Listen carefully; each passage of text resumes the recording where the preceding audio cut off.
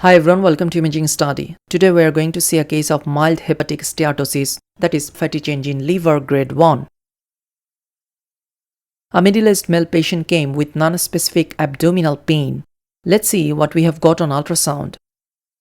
Here you can see the hepatic parenchyma looks hyperechoic.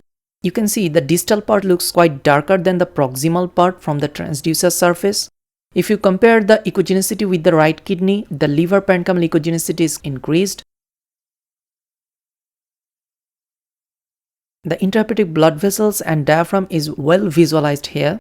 So this hyperechoic sound attenuating hepatic parenchyma with well visualized intrahepatic vessels and diaphragm suggests it as a case of mild hepatic steatosis.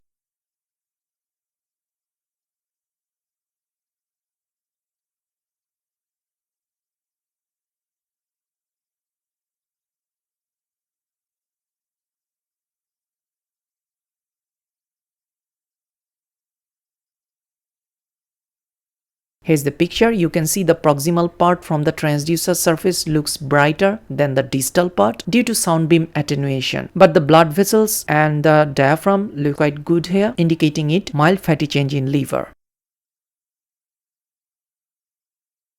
So in summary, a homogeneously hyperechoic hepatic parenchyma is noted.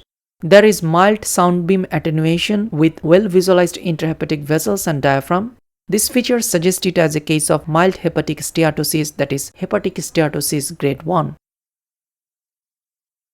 Now the take-home message. Chronic hepatitis won't cause sound beam attenuation, but the steatosis will. This difference may help you differentiate between chronic hepatitis and steatosis in confusing cases. Thank you for watching this video. Subscribe to our YouTube channel for more. See you on the next one. Have a nice day.